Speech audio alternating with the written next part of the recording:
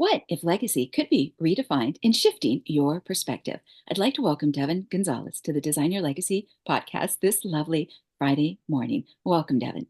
Thank you so much for having me. It's an honor.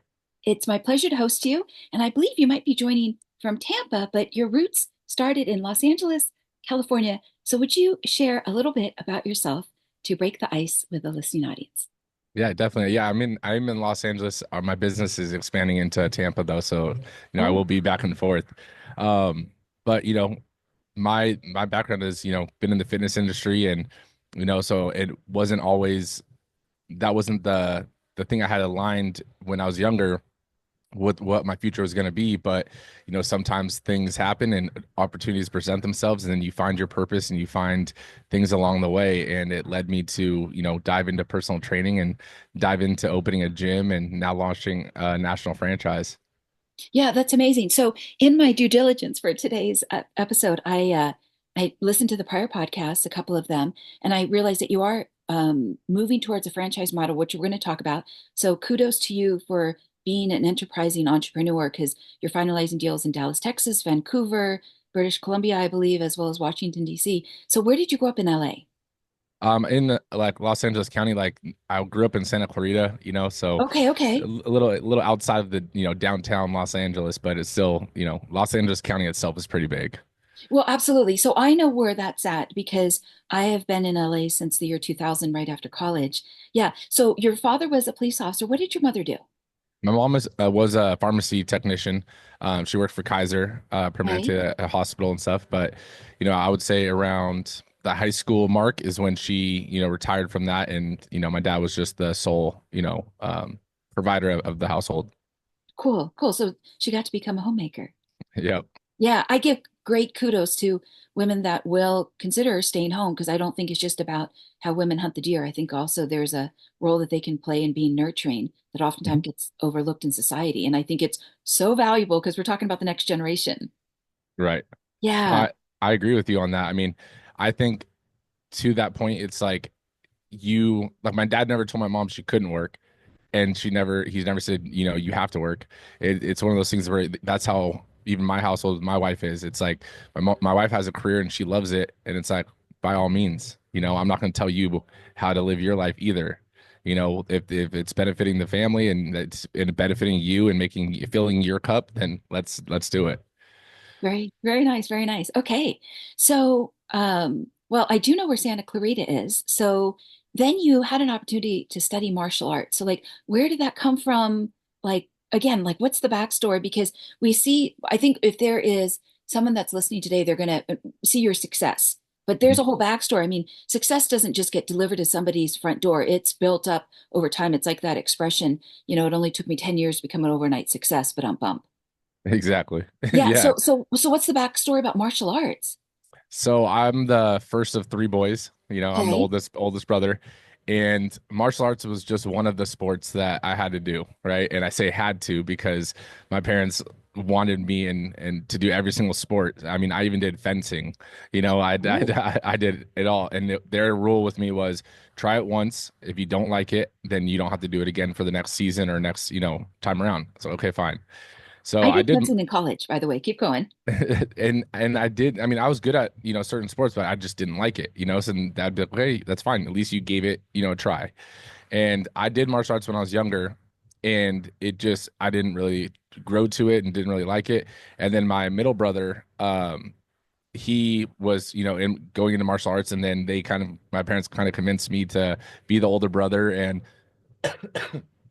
show him like the path kind of thing. So I was like, okay, fine. And so I was going in and doing it with them, and that's when I actually started to grow, fond of it and really started liking it. I got my black belt, and then I got the opportunity to actually become a martial arts instructor at the age of 13. And it wasn't like, I mean, people get jobs, for all different reasons. And for me, it was just, I got the opportunity and I was like, okay, cool. Like it wasn't like we needed the money for, the household or anything like that. So my parents just, kind of showed me, okay, put money in your account, and now if you want something, you'll buy it, and you're gonna understand, what money is worth. You're going to Um, earn it, is what they ex say. Exactly. And I mean, then I think that's what kind of gave me that, my dad gave me his work ethic, but like seeing your account grow and then being able to buy stuff as, I mean, in high school I was buying like custom paintball guns and all those random things, and it was like not having to ask my parents for money. It was like I had money in my account to buy it. It was a cool little aspect that, I started to learn earlier in life Yeah, I think that is amazing. So you were the responsible older child. to a degree. Yeah. Well, I think it's interesting because if you have two younger siblings, those younger siblings are definitely going to be watching the older brother. Yeah. And I think, I mean, it kind of shapes you being the oldest child too. I mean, because there, are things throughout life that shape you, but then there's things that like a mask that you put on to protect your younger brothers or, help guide your younger brothers or younger siblings that also shape you, Absolutely. Absolutely. you know. I'm the younger of two. So the Okay. responsibility was put on my sister as the prize racehorse. I think they just wanted me to not put my like finger in an electric socket. When the others come out, it's like, oh. No, I definitely get that.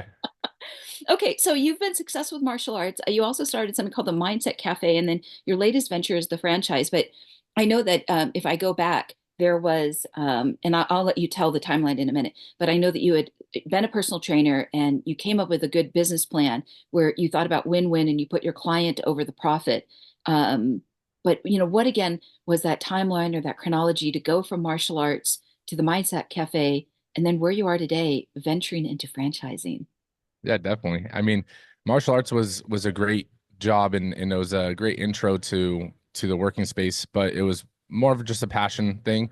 When I went into college, like the martial arts schedule didn't line up with college schedule, so that was my first step into like what else do I like? And I was like, well, I lift weights and I like working out, so I got my personal training certification, and that was like I was like, man, this is an amazing college job, right? And so I can fit my classes in and work clients around my schedule. And so I told everyone that, this is just a college job. It's the perfect, job for this. And then I started seeing my clients see success and, seeing their results and everything like that and their face light up when they're starting to get that self pride and that self belief in themselves. And I was like, oh, wow, like this, it's almost like a natural high that you get seeing someone else succeed and you're able to have that imprint on their life. And so then I realized you can learn kinesiology, the study of human movement, in college. So I switched my major from business management to kinesiology. And during that time, my dad, being a police officer and stuff, and my mom being a pharmacy tech, like no, we didn't have an entrepreneur in the family. So they were like, you need to get a career after this. And so I was like, okay, I'm gonna start going the firefighter route. Did my EMT certs and all that stuff, and then came to graduation. I was like, man, I don't know if I want to stop personal training. And so it was something I had to think like within in myself is like, what do I want out of this? How Right. old were And you? Because you're still kind of young right now. yeah, I think, I mean, when I graduated around 22, 23, and Okay. and it was still like I was still doing the firefighter stuff at that time. But then when I passed my EMT stuff and it was like, okay, now you got to work as an EMT. And I was like, wait, so you're telling me I have to basically make minimum wage, which I mean, I believe they should get paid more, but make minimum wage just to build my resume. I was like, that doesn't seem like something I want to do. And I was like, I'm not even passionate about becoming a firefighter, Well, and it's I was like, interesting, and I know I'm interrupting right now, but you you're good. basically have what's in front of you is a math equation. It's like Robert Kiyosaki talking about like the cash flow quadrant. You're like, well, society's telling me to go down this path, but I've just seen something that's an open door, and then it's like, how do you stop staring at the open door? Exactly. Because I you mean, can't that, shrink back. no, yeah, it's not, I mean, I've seen people do it and it's like if their goal is always that and like that is their vision, that's what they've dreamed of. It's like by all means, sometimes you have to take a step back to step forward. But for me, that wasn't really part of like what I was dreaming of or anything like that. It was just something that fit the parameters that, the outside influences were telling me. I mean, my parents were telling me it out of love and stuff like that because they wanted something out of stability, right? But for me, it was like I knew I could make it work. Like I have the ambition and the self-drive to, if I want something, like I will get it. Like I already know it's just not a matter of if, it's just a matter of when. Well, And you so, also had momentum at your back. yeah. Yeah, like you were going from strength to strength to strength. And then it's like, if you're just going to like cut off that branch, you're like, I don't know about that. Right. And I think, I mean, that strength also is built though, like from, I worked from a corporate gym and then I moved to a private gym. And so you go from a full client schedule to no clients and rebuilt it up to the, busiest trainer, highest paid trainer again. And then leaving that gym, then going and I'm like, you know what, I'm just gonna do this on my own, start my own personal training company. And again, going from a few clients to building it up to the busiest, trainer in the independent trainer in the gym. And it was like seeing those things and having to take that step back so I could step forward, in those pivots. And each time it's succeeding, it was like, okay, like again, I could do this. It's like, sometimes you just got to figure out the tools that you don't know, right? Because you don't know what you don't know. And so Yeah. like I think that's like the biggest part is like some people get scared to take a step because they don't know what's around the corner, but it's like the only way to find out is to take that step. Yeah. And I imagine you probably had some positive influences along the way, whether that was martial arts instructors or other coaches. And I also wondered if you ever had attended a Tony Robbins conference. I didn't, but I did watch a lot of his YouTubes. I mean, Okay. I'm a big like if something interests me, like or if I need to find something out or learn something, like I do my due diligence. I will sit there and I buy textbooks and not in school and buy textbooks and learn. But I mean, I would say the first influence would be like my main martial arts instructor, who was later my boss, because when I first met him, that first time I did martial arts, he was working for someone at like a national brand martial arts studio. And then he left and opened up his own school, unaffiliated from anything, and created his own blend of martial arts and stuff with that, like created more of a mixed martial arts, instead of just like Taekwondo. And watching him do that and watching him innovate things and come up with different strategies and stuff and then having a piece of that and giving answers and giving ideas, it was like an indirect like role model as well. It's like, look, you could do it. Just because someone else has done it doesn't mean you can't do it in your own way. I think that's wonderful. I think that like he modeled what was possible. And so Hmm. again, it's like that 4 minute mile. It's like once you know it, it's like, thank you, Roger Bannister. Yeah. And I think it's also very cool. And so now I'm curious about your two younger siblings, if they might also have that entrepreneurial spirit in them. My no, my middle brother, he went to trade school and became an electrician, and he's doing really Okay. well. Okay. And then my youngest brother, he's the bookworm out of the family, like for sure, right? And he went to college, and he actually went to college from high school already with his first year completed because he had so many like AP classes and stuff done. Like Okay. he is the brains of the family, like textbook style. And then he graduated college early, and he got a job, a career at a pharmaceutical company. And it was something that he was just like, I'm gonna do this for now. I want to go back to grad school and I want to become a doctor and stuff. And through that, it's kind of opened up a door of what's possible. And he's been building within that company and stuff too. So now that going back to grad school kind of got taken off the table, and he's like, I don't really want to go back. Like I like now this field. I'm still in medicine. I'm still doing things. He's like, it's a different aspect. He's like, but I didn't think I was gonna like it as much as I do. How cool. Very, very, very cool. Okay, so let me, now that we've just kind of did a bird's eye view of the success, the chronology, and all of the good stuff, talk to me about a few challenges because I know it's never a walk in the park. Like there are the surprises, and I know that you've also had to take a leap of faith. So tell me about a couple of challenges that either you knew were coming or that caught you off guard by surprise. I will say the first challenge is taking that pivot to bet on yourself, right? Mm, And it not that I didn't have the belief in myself to do it, but starting my own personal training company before the gym and everything, it was because of a disagreement with, my former boss. And I was like, you know what, I'll figure this out. I had to call my girlfriend, who's now my wife, and let her know, like, hey, I'm doing this on my own. She's like, wait, what are you talking about? And I was like, I just quit. I just quit my job. And she's like, okay, like what are you gonna do? And I was like, I'm gonna do my own thing. Like I'm gonna figure it out. And she was like, okay. Like she already knew like my work ethic and stuff. I was like, I'll stand in front of the grocery store and sell my personal training services if I have to. Like I'll figure it out.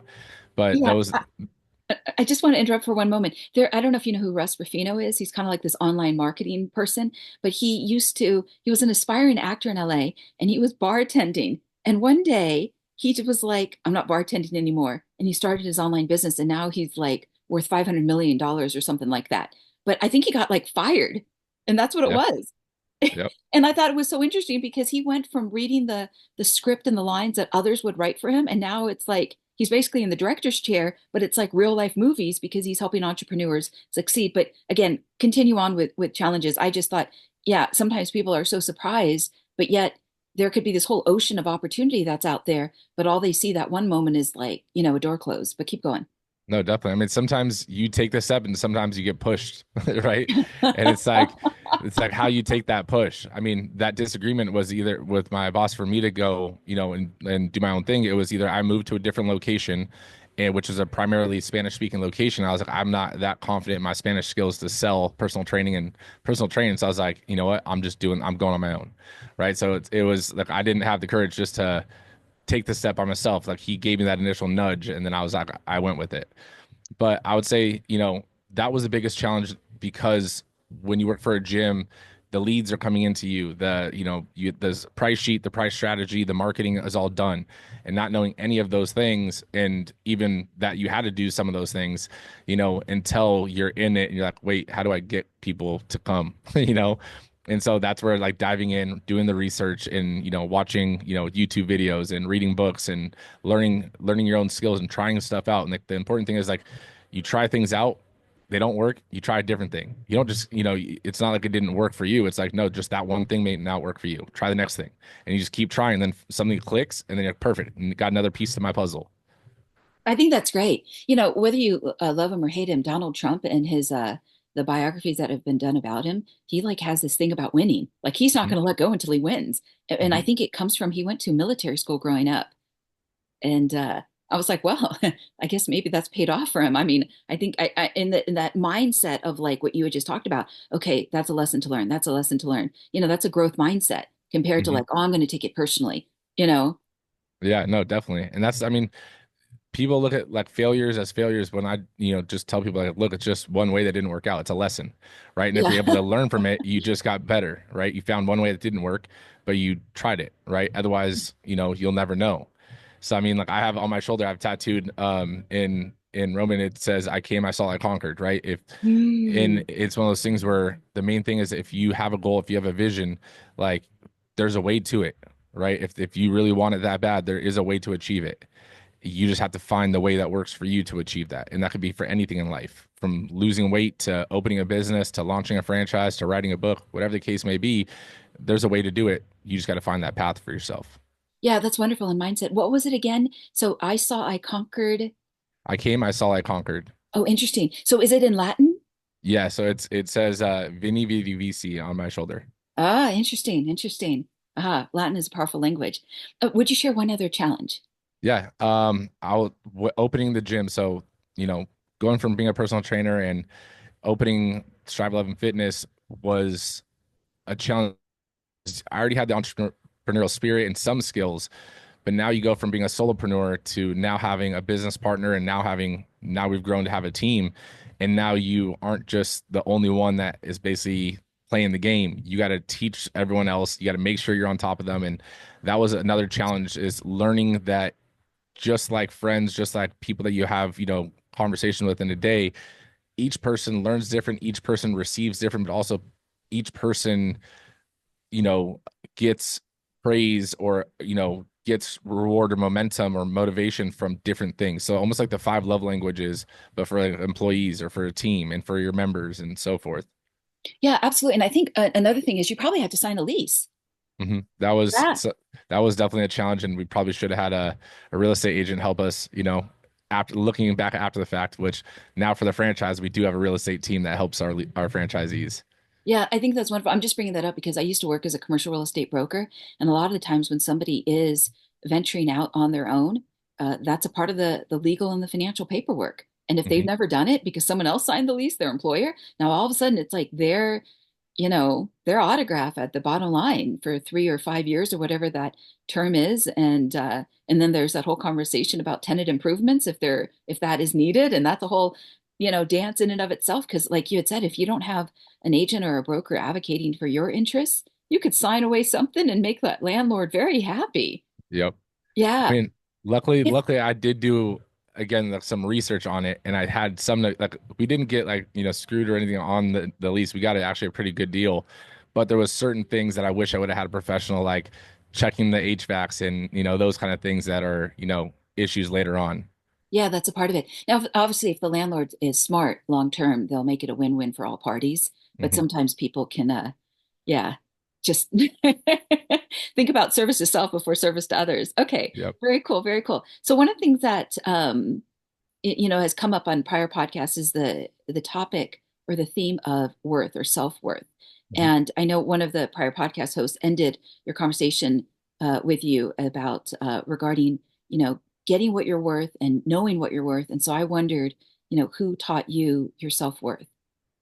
I mean, I think it was probably from a young age, like my parents, and it's one of those things where I mean, think about it back when you're in grade school, right? Your parents tell you if someone's picking on you or bullying you, it's because they're unhappy with themselves, right? And so, same thing goes for anything in life. You might not succeed at something the first time. That doesn't dictate who you are, right? You're not a failure just because you didn't succeed the first time. I mean, there's been a plethora of businesses before launched the gym and franchise model, and other things like whether it's appearance, whether it's whatever other stuff, you have to believe in yourself first, and you have to know what you're worth, but also it all comes down to your mindset, because if you can't believe in yourself, how can you expect other people to believe in you, right? Other people can't give you that all starts with you, because it all begins and ends in your mind. Yeah, well, I think it's also interesting in order for somebody to bet on themselves, whether they're signing up with you in a personal training capacity or if somebody's betting on themselves to open up that franchise business and to write out that business plan with an advisor, an attorney, so forth, they really have to have that foundational self-worth to bet on themselves, whether it's again the little things or the big things. Yeah, I mean Yeah. it 100%, and that's where it comes down to. It's like you're not the version of yourself that you're going to be in a year, in 5 years, in 10 years, and that's okay, right? But you having the willingness, and that's the main thing, is having the willingness and the discipline to do the things that you need to do to become that version of you. Like if you look at your life and look at like the last year, like where were you a year ago? Right. And then Mm. look at where you were 3 years ago, 5 years ago. It's like, how much have you done in the last 5 years? That right there has shown you how far you've come. How many things, I mean, how many things happen in a year? It's so many, right? I mean, it's crazy. Like we had this, limiting belief, and me and my business partner, were kind of down because I would say the first couple months, it was like things were moving super fast, and then they slow down for a minute, and then they moved super fast and slow down. And it was like all of a sudden we were getting harder on ourselves. And then I was like, dang, if you think about this, a year ago, I was personal training, you were working at Kaiser. If you think about 5 years ago, I was actually working for somebody else. I was like, look how much we've done in this time frame.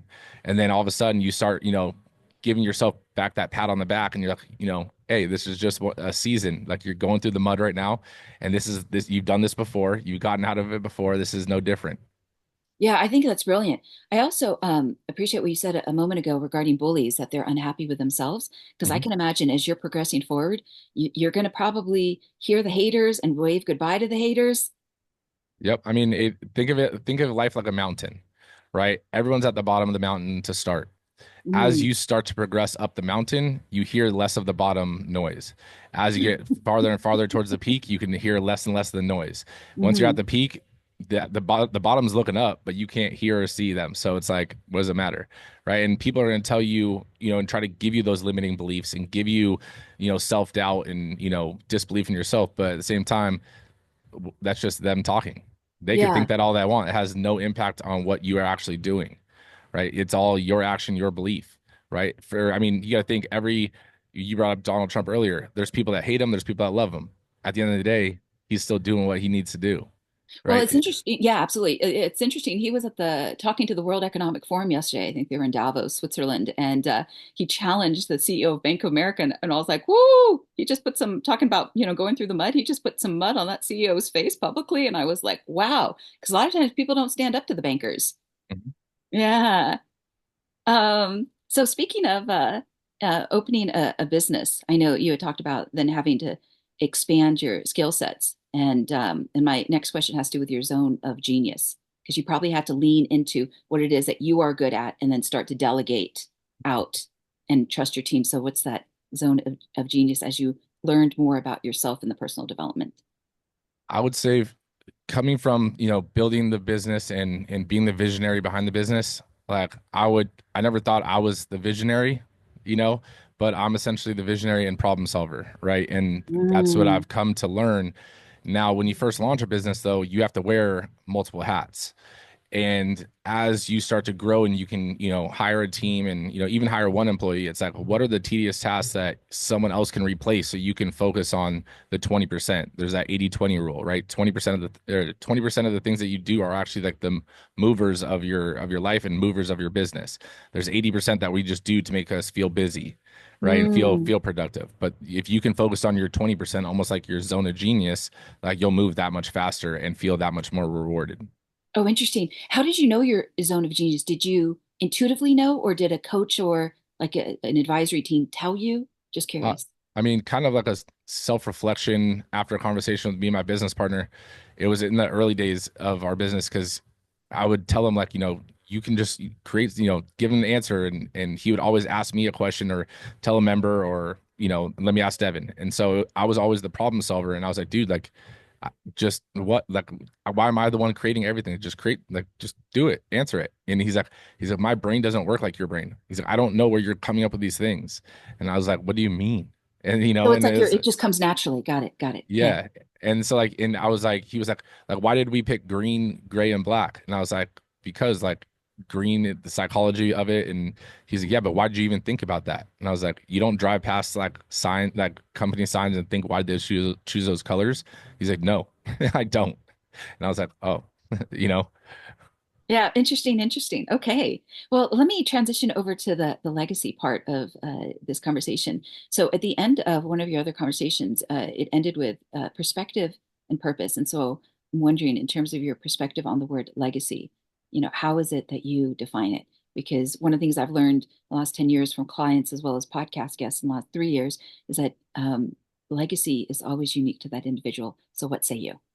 so first I'll say with, what that perspective is huge in mindset shifts and growth mindset and everything. But also, like, you have to think your reality is your perspective of reality. Mm, Reality is almost like truth, right? Truth, mm, there's your version, there's my version, and then there's the truth.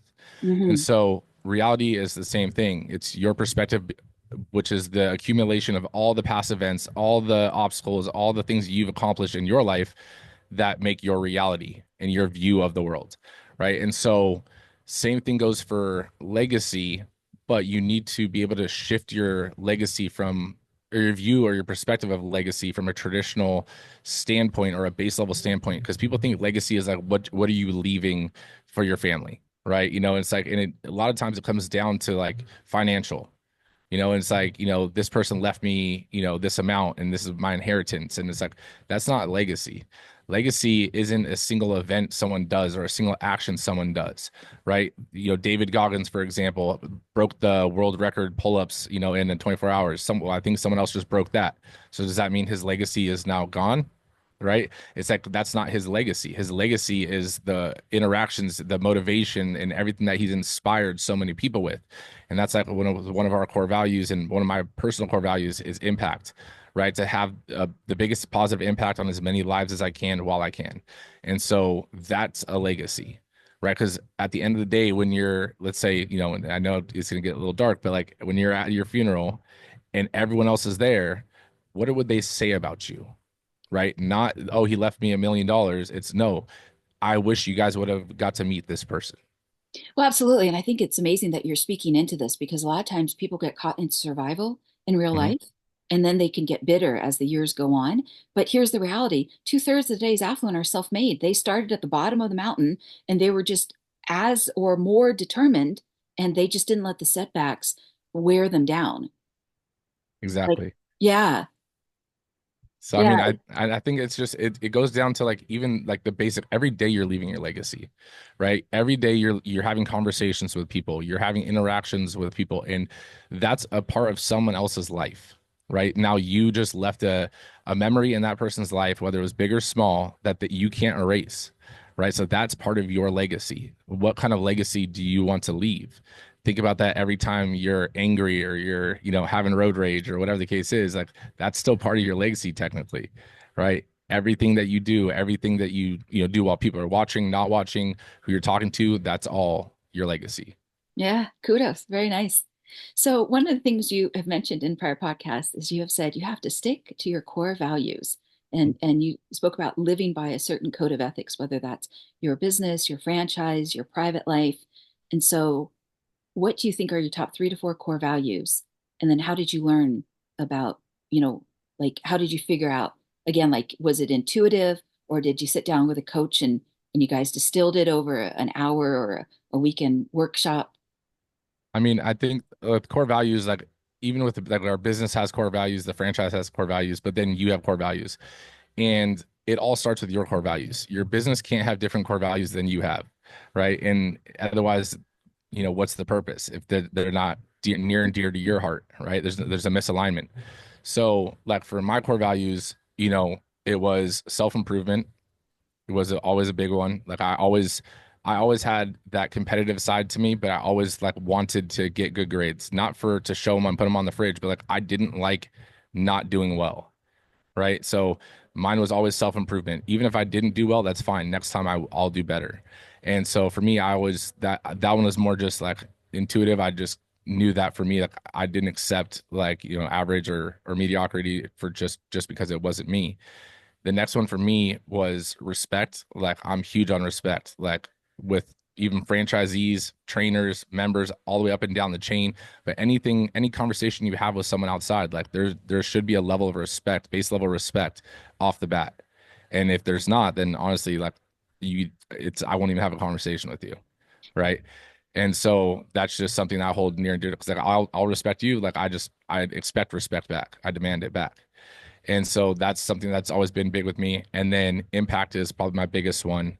And then leading by example. Mm.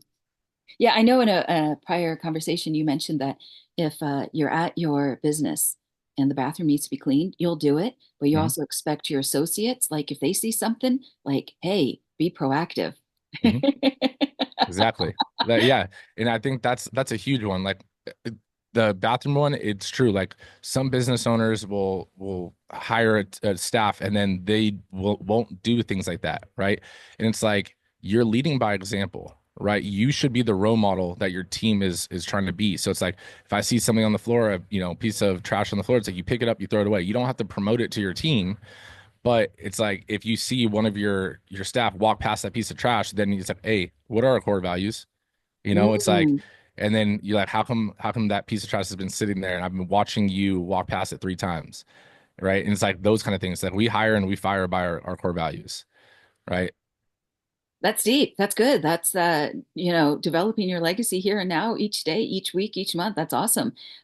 So how was it intuitive? Or I would say for the most part, like I didn't formally sit down. I did at one point, like for the business, try to I looked up other companies, like big companies, small companies, core values, and like how are other people doing it, and that led to me formalizing like my core values of like my own personal ones, and like realizing this is how I live my life, and like every opportunity from launching helping launch a prep middle school to the podcast, everything. If it doesn't align with these things, then I just don't do it. And then for the business one, we have the acronym STRIVE, for Strive 11 Fitness, but it's still self improvement. Then teamwork is added in there. And then it's respect, impact, vision is added in. And then example, lead by example. very nice. Why does legacy matter? Because I mean, at the end of the day, if you're here for a reason, you're here, we're human, we're social, right? And at the end of the day, what do you want to be remembered by? And if you don't want to be remembered, then what is that self drive? What is that self motivation? You're not pushing yourself to be more anyways, right? So legacy isn't optional, right? You don't get to choose not to leave a legacy. So it's your only choice is how big do you want your legacy to be, and is it positive or negative? Yeah. Yeah, it's interesting. One of the expressions that I have at my company, Legacy Planning, is what apathy is doing to your legacy is just not right Hmm. because it requires somebody to care, like what you just brought up in the questioning. What is the self drive? Because Yep. there needs to be something. There's got to Mhm. be like 1% of that flame inside of somebody's heart and soul to care. Exactly. Otherwise, your legacy is someone that didn't care and was unmotivated. I think there's a movie about Scrooge, and he got visited by the ghosts of Christmas past, right? Oh yeah, yeah. Present and future. The original movie is very good, also, by the way, not the latest ones. But, anyways, okay, you spoke about the value of writing plans down. So I wondered if you would share what you've written down for your holistic legacy design. I mean, for my legacy, I mean, it really goes into the franchise model only because we could have held the gym and done the corporate route and just kept doing corporate stores. But it's like how for my biggest core value impact, it's like, can I have an impact on more members' lives if I do it corporate or if I do it franchise and let other people do it? And now I'm getting to have a ripple effect that I get to not only change the members' lives, but the franchisees' lives and then their trainers. I have an indirect ripple effect of helping change their life and then the members of that location.